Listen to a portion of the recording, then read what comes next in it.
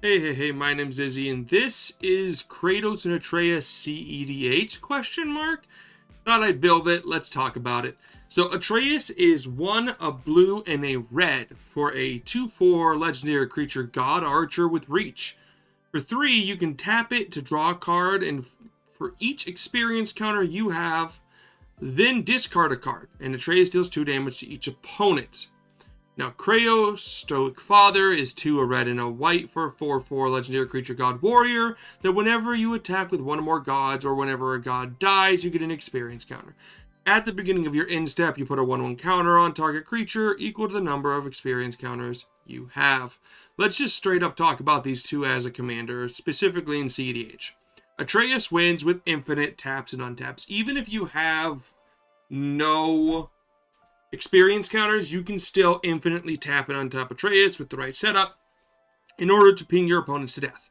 Kratos puts a time counter on your opponents in long drawn out games where he'll slowly get bigger and bigger with the experience counters, giving you those experience counters because he's the one attacking and hitting your opponents that happen to be open for damage. He's going to get exponentially larger, leading to less life for them and eventually commander damage, which can happen, but mainly he's here just to give you the experience counters so that Atreus can also work as a card engine. Is this the best Jeski deck in CEDH? No. Is it playable? 1000%. Let's get into the card by card, okay? First off, we got a few Planeswalkers, and yeah, it looks like a lot, but you'll understand. So Narset, Part of Her Veils, is 1 and 2 blue for a 5 loyalty Narset that each opponent can't draw more than 1 card each turn, and for -2, you look at the top 4 cards of your library, reveal a non-creature, non-land card from among them and put it in your hand, put the rest on the bottom library in a random order. Here's the thing with Narset, okay? Narset is a control piece, and this deck has to be slow and control-y to a point because it's not fast. I've tested it out as a fast, speedy deck. It doesn't get there.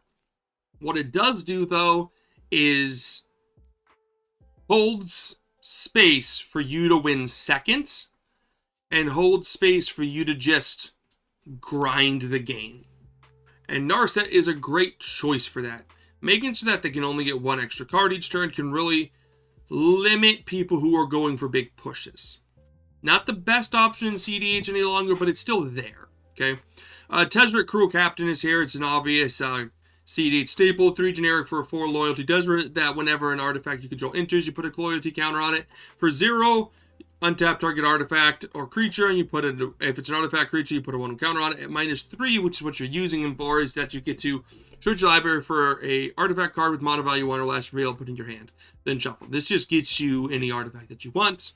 And at -7, you get an emblem with at the beginning of combat on your turn. You can put 3 1/1 counters on target artifact creature.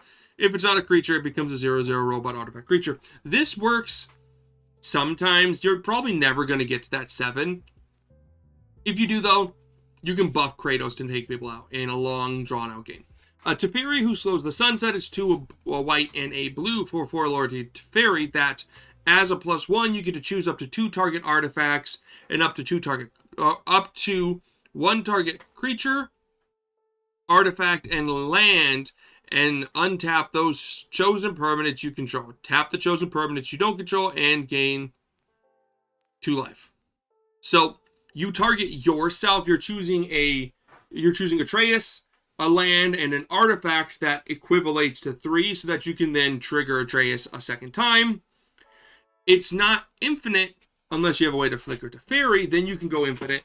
But until then, it is just card advantage, and card advantage is nothing to scoff at. Tezzeret is the Seeker, is 3 and 2 blue for a 4 loyalty Tezzeret with +1. You can untap 2 target artifacts, or you can -X to search your library for an artifact with mana value extra less to put on the battlefield, and at -5, you get an artifact, or artifacts you control become artifact creatures with base power 5/5. Ability to turn. The main thing here, that search isn't bad in this deck, but mainly you're looking at that +1 just to untap 2 target artifacts, which will give you some ramp in this deck. It also lets you untap the 1 ring, which is great. Teferi Temporal Archmage is 4 and 2 blue for a 5 lower Teferi, and for +1, you can look at the top 2 cards of your library, put one of them in your hand and the rest of the bottom of the library. And at -1, you can untap 4 target permanents, and at -10, you get an emblem with whenever you activate a lower ability of Planeswalker you control on any player's turn, and anytime you could cast an instant, so you get multiple. You're not here for the -10, you're here for the -1. This allows you to untap Atreus and enough stuff to be able to tap him again, to get some more card advantage, and it's good card advantage. So that's why they're here. A little expensive, not my favorite in CEDH, but you're in a control deck, so you'll get there, okay? So let's talk about the creatures. Esper Sentinel is a great turn 1 play here, giving you 1 white for a 1/1 human soldier that whenever an opponent casts their first non-creature spell each turn, you draw a card unless they pay extra X its power. You technically, with Kratos, can buff Esper, because Kratos specifically says target creature, so if you want to buff Esper Sentinel, it's kind of funny to do so mid-late game where it's all something they can't pay the 1, and you're like, I'm getting that card.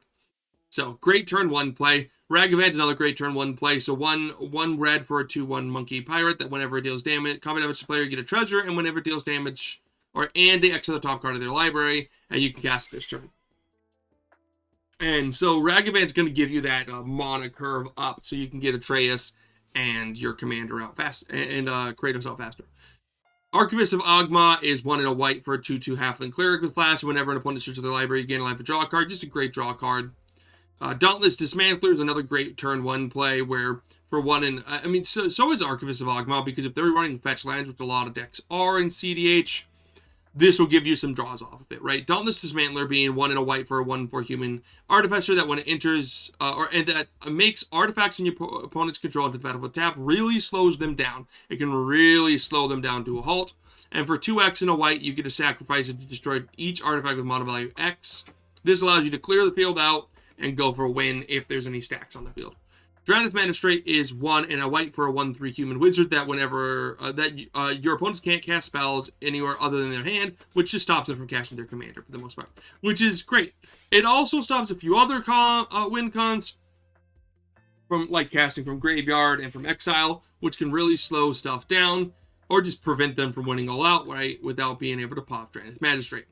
Grand Abolisher is 2 white for a 2/2 human cleric that during your turn, your opponents can't cast spells or activate abilities or artifacts or creatures or enchantments. This just allows you to win the game without a threat of anything else. And jumping down here to victory, of Voice of Victory, it's the same thing here. 1 and a white for a 1/3 human bard with mobilized 2. So when it attacks, you get 2 1/1 red warriors that you have to sacrifice at the beginning of your imp step, and your opponents can't cast spells during your turn. But Lavinia Azorius Renegade is another just great stacks piece in this deck. 1 and a white and a blue for a 2/2 human soldier that each opponent can't cast non-creature spells with mana value greater than the number of lands that player controls. And whenever an opponent casts a spell, if no mana was spent to cast it, counter that spell. This just slows the game down. It does put you in a weird position that if someone's going to go win and the only counter spell someone has is a 0 spell, you can run into issues with that, okay? So you have to be aware that this can heavily limit what people can cast and could just give the game to someone else. So don't play your card willy-nilly. But that's the whole point of CEDH. Don't just play cards without thinking. Tataro Taro is a newer card from Final Fantasy with 1 and a white for a 0/3 dwarf advisor that when it enters, you get to draw a card and target opponent may draw a card. Sorceries Secretary, or Scion Secretary. Whenever an opponent draws a card, if it isn't that player's turn, create a tap treasure token. This ability triggers once each turn. This is a counter to people running the best card in CEDH, which is Rhystic Study. So Rhystic Study and even, I guess, a few other cards, as you've seen on the list so far, where they're just drawing a card whenever an opponent does something. Since they draw a card, you'll get a treasure. So this hinders them because they have to draw a card, or they may draw a card, they'll choose that, and then this gives you the treasure. And the treasure is very useful in this deck because it lets you trigger Atreus. Burgi, God of Storytelling, is not here for this side. We're going to flip that right over to Hornfell, Horn of Bounty. This is 4 and a red for a legendary artifact that discard a card, exile the top 2 cards of your library. You may play those cards this turn. This is all about this side because you can draw so much with Atreus. Being able to draw eventually like 3 cards with Atreus and discard a card, or 4 cards and discard a card, that gives you like 2 to 3 cards that you can then ditch with Horn of Bounty to just keep going and find your win. Imperial Recruiters, 2 in a red for a 1/1 human advisor that whenever it enters the battlefield, search your library for a creature card with power 2 or less, reveal and put in your hand. This is just here to get you any of your like showstoppers. You're grabbing like your victory, your grand, your control pieces. It hits the field, you get something that you can use next turn or this turn if you're ramping properly. Professional Facebreakers, 2 in a red for a 2/3 human warrior with menace, and whenever one or more creatures you control deal combat damage to a player, you create a treasure token. And you sacrifice a treasure token to exile the top card of your library, and you may play that card this turn. Very much useful with Tatara Taru here, where you get more treasures. So more treasures is going to make Professional Facebreaker better, because not only is she giving you treasures, making you give ramp, she's also a way to dig further to try to get that win. Ranger Captain of Eos is 1 and 2 blue, 1 and 2 white for a 3/3 human soldier that has sacrificed this card, and you may your opponent can't cast non-creature spell this turn. That's the reason people run him. The other reason is that when it enters, you can go search your library for a creature with a converted mana cost 1 or less. Reveal it, put it in your hand. This just grabs Esper Sentinel. So it just comes with his buddy Esper Sentinel. Spellseekers, 2 in a blue for a 1/1 human wizard that when it enters, you search your library for an instant or sorcery with converted mana cost 2 or less, and reveal and put in your hand, and then shuffle your library. This, you're going to just grab whatever instant sorcery you need at that point. Sometimes you're just going to grab a regular tutor, so you can tutor whatever you need. So, lots of usefulness with Spellseeker.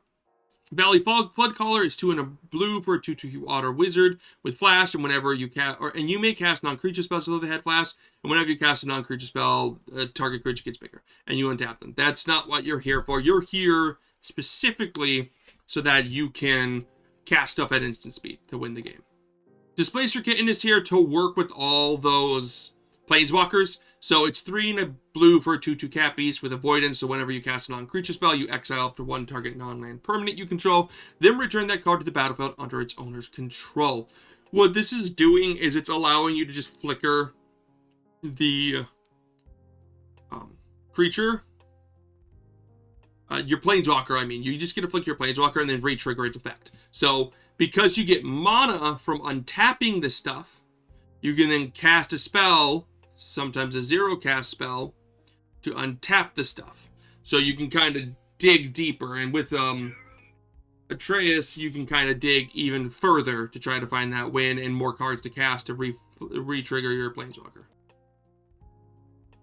Then you've got Phyrexian Metamorph, which is one of those multiple clones in CEDH that people are running right now. Phyrexian Metamorph being 3 and a Phyrexian blue for a 0/0 Phyrexian Shapeshifter that just allows you to copy an artifact or creature on the field, usually the One Ring that an opponent has, giving you the One Ring, which is good. And Hullbreaker Horror is 5 and 2 blue for a 7/8 Kraken Horror with flash, and when this creature can't be countered, and whenever you cast a spell, you choose 1. Return target spell you control to its owner's hand, or return target non-land permanent to its owner's hand. And the whole point of Hullbreaker Horror is it just goes infinite with 2 artifacts that tap for more mana than what their cost. So like Soul Ring and any other 0-drop artifact, you can just cycle them to, or any 0-drop artifact, you can cycle them to get infinite colorless mana, which then leads you to more stuff. Hopefully game eventually. If you can get colored mana in there, you can infinitely recast Atreus if you can give him haste, but that's not in the deck normally, so. But still a great card, great way to win, and honestly with infinite mana, you can then eventually bounce all the spells or all the non-land permanents back to your opponent's hands, and they might just scoop, so.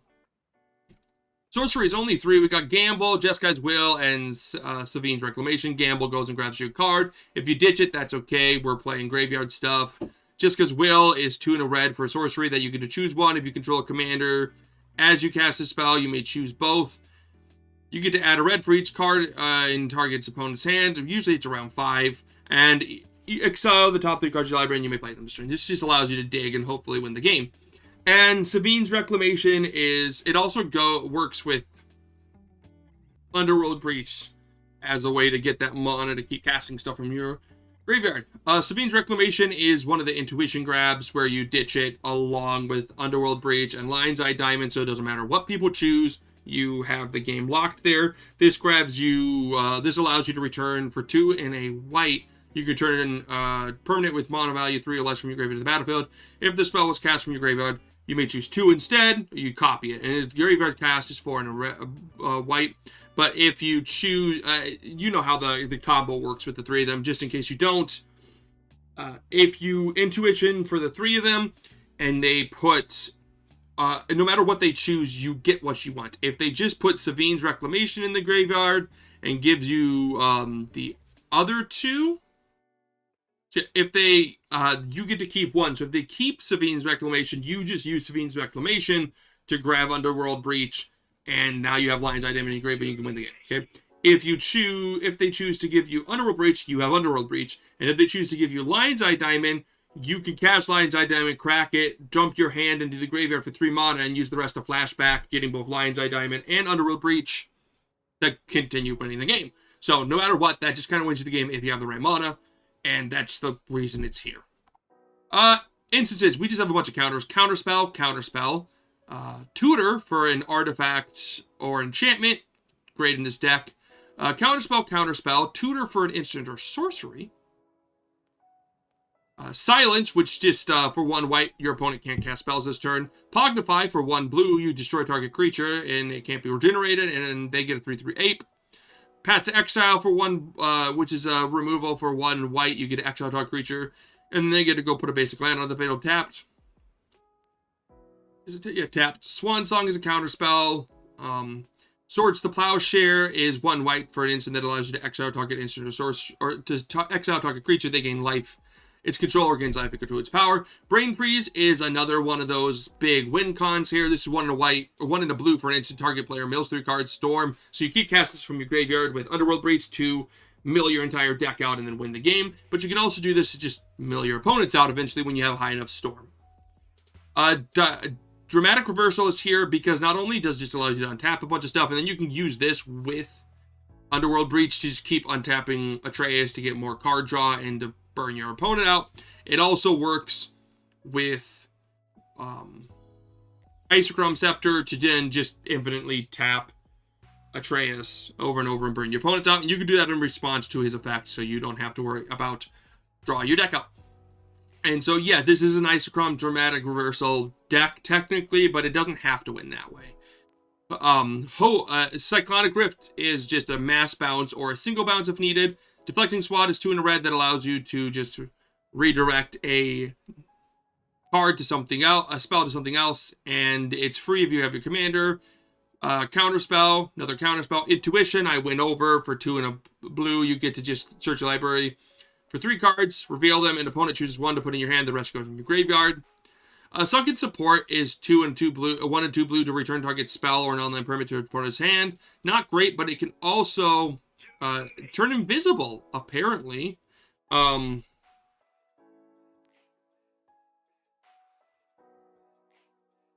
it turns invisible. It's also a land that comes in tapped for 3 untapped if you pay 3 life. Word of Invention is X and 2 and 3 blue that allows you to improvise, so you can tap your artifacts, cast this, and you can search the library for an artifact, just put it on the battlefield.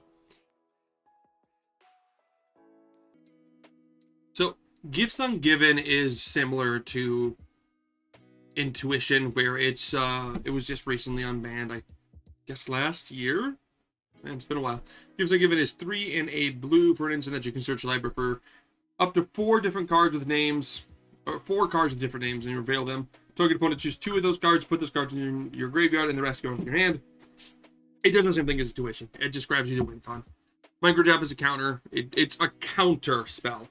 And Force Your Will is a counter spell. So, a lot of interaction, stopping your opponent from winning the game, preventing people from stopping you from winning the game, stuff like that. Then we got a decent amount of artifacts. Ramp. Not technically ramp. I guess it could be ramp. But it's a win con. You know Lion's Eye Diamond. Lotus Petal is ramp, ramp, ramp, ramp, ramp, ramp, ramp, ramp, win con, ramp, ramp, ramp, card advantage. I mean, like, you guys understand how this stuff works. They're all just going to be there to give you the mana you need, either fix your colors or just give you a lot of extra mana so you can get your stuff out faster, so you can win the game faster. The Basalt Monolith, Grim Monolith, and Mana Vault all work as one individual card that can be untapped with Atreus to then tap Atreus down again. With something like the Isacon Scepter loop or any of the other untapped loops, allowing you to just go, hey, let's just keep drawing cards. So that's the ramp package. And then we got some enchantments here. We got Mystic Remora, which is 1 blue for an enchantment that's just going to draw you some cards. Cumulative upkeep of 1. And whenever an opponent casts a non-creature spell, you may draw a card unless that player pays 4. Training Grounds, which is going to make Atreus cost 1 less for 1 blue. Activated abilities, creature control cost 2 less, but they can't be reduced to 0, or can't be reduced to less than 1. And the idea with Training Grounds is to just make Atreus cost 1 mana. Just makes it easier to use his effect. Underworld Breach is a win con. Retreat to Coral Helm is 2 and a blue for enchantment when a land enters under your control. When a land you control enters, you choose 1. So you can either tap or untap a creature or scry 1. You're just going to untap Atreus usually.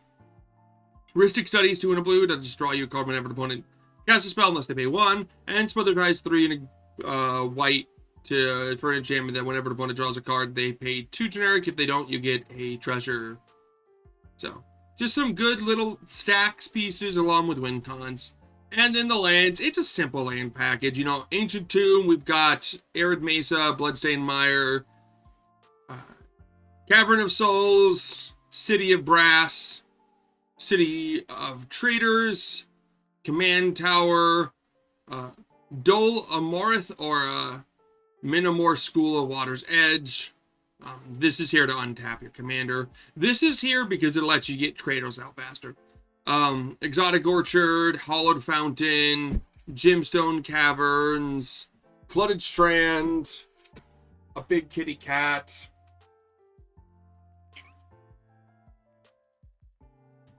Mana Confluence, Marsh Flats, Misty Rainforest, Ottawa Soaring City for just some interaction that can't be stopped usually, Plateau, Polluted Delta, 1 Snow-Covered Island, a Scalding Tarn, a Sacred Foundry, a Steam Vents, a Tarnished Citadel, a Tundra, a Windswept Heath, a Volcanic Island, an Urza Saga, and a Wooded Foothills.